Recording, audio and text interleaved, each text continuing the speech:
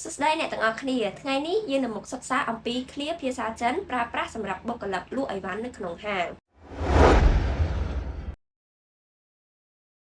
នៅពេលដែលអតិថិជនដើរចូលក្នុងម៉ាតបុគ្គលិកលក់ត្រូវនិយាយដោយស្នាមញញឹមដើម្បីបង្ហាញការស្វាគមន៍ចំពោះអតិថិជនយើងអាចប្រើប្រាស់ភាសាចិនមួយឃ្លានេះបានថា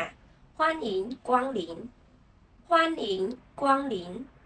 មានន័យថាសូមស្វាគមន៍នៅពេលដែលបុគ្គលិកលក់ឃើញអតិថិជនដើរមើលអីវ៉ាន់លក់នៅជុំវិញហាងនោះយើងអាចប្រើប្រាស់សំណួរមួយឃ្លានេះបានថា请问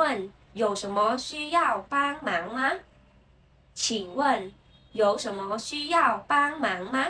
មានន័យថាតើមានអ្វីដែលអាចឲ្យខ្ញុំជួយបានទេនៅពេលដែលអតិថិជនសួរពីទីតាំងនៃផលិតផលណាមួយបុគ្គលិកលក់ត្រូវប្រាប់ពីកន្លែងទុកដាក់ផលិតផលនោះហើយបុគ្គលិកលក់ក៏ត្រូវនាំផ្លូវឲ្យអតិថិជនដើម្បីអាចស្វែងរកផលិតផលនោះបានយ៉ាងងាយស្រួលផងដែរដូច្នេះយើងអាចប្រើប្រាស់ពាក្យថា这个在那边货架我带您过去这个在那边货架我带您过去របស់នេះគឺមាននៅទីនោះខ្ញុំជូនអ្នកទៅ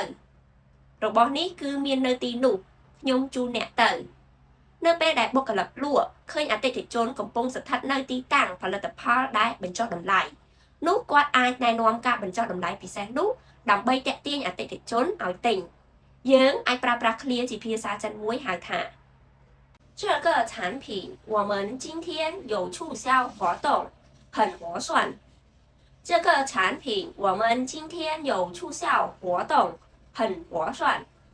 ថ្ងៃនេះពួកយើងមានកម្មវិធីបញ្ចុះតម្លៃលើផលិតផលនេះទិញទៅចំណេញណាស់បន្ទាប់ពីអតិថិជនជ្រើសរើសផលិតផលរួចគាត់ទៅបញ្ចូលទូទាត់លុយបុគ្គលិកនឹងអាច scan លេខកូដប្រាប់តម្លៃនិងសួរអំពីវិធីបង់ប្រាក់យើងអាចប្រើប្រាស់ឃ្លាជាភាសាចិនដូចខាងក្រោមថា一共15元请问您怎么支付一共15元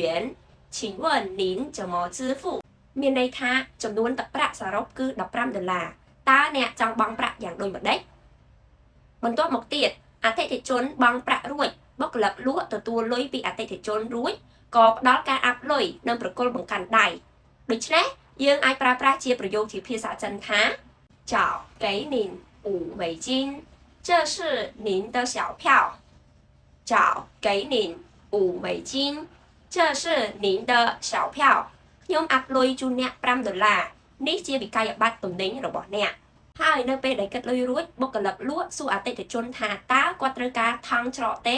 ដើម្បីបំពេញតម្រូវការបន្ថែមរបស់អតិថិជននោះបុគ្គលិកលក់អាចនិយាយបានថា需要带纸吗大中小号都有需要带纸吗大中小号都有តើអ្នកត្រូវការថង់ច្រកទេខ្ញុំមានទំហំធំមធ្យមនិងតូចហើយនៅពេលដែលអតិថិជនចាក់ចេញបុគ្គលិកគឺត្រូវនិយាយពាក្យថាអរគុណយ៉ាងកក់ក្ដៅហើយត្រូវនិយាយទៅកាន់អតិថិជនថានឹងស្វាគមន៍មកម្ដងទៀតដូច្នេះយើងអាចប្រើប្រាស់ជាប្រយោគភាសាចិនថា感谢惠顾欢迎下次光临感谢惠顾欢迎下次光临សូមអរគុណចំពោះការទិញអីវ៉ាន់សូមអញ្ជើញស្វាគមន៍មកម្ដងទៀតនៅពេលក្រោយប្រសិនបើអតិថិជនសួរអំពីផលិតផលណាមួយដែលបានអស់ពីស្តុកយើងត្រូវជូនដំណឹងដល់អតិថិជនភ្លាមនិងធ្វើការនិយាយសុំទោសដោយប្រើប្រាស់ភាសាចិនថា不好意思这款商品暂时缺货不好意思这款商品暂时缺货សូមអភ័យទោសទំនិញនេះនៅពេលនេះអស់ពីស្តុកហើយបន្ទាប់មកទៀតនៅពេលដែលយើងផ្ដល់សេវាកម្មក្រោយពេលលក់ដល់អតិថិជនរួចរាល់យើងអាចសួរសំណួរបញ្ជាក់ដូចខាងក្រោមនេះថា如果您有任何问题随时可以联系我如果您有任何问题随时可以联系我们ប្រសិនបើអ្នកមានចម្ងល់ណាមួយអ្នកអាចតាក់ទងមកកាន់ខ្ញុំបានគ្រប់ពេលវេលាអរគុណចំពោះការតាមដាននៅវីដេអូនេះសូមជួយ Subscribe និង Share វីដេអូនេះជូនមនុស្សជាទីស្រឡាញ់របស់អ្នកដែលគាត់កំពុងសិក្សាភាសាចិនសូមអរគុណ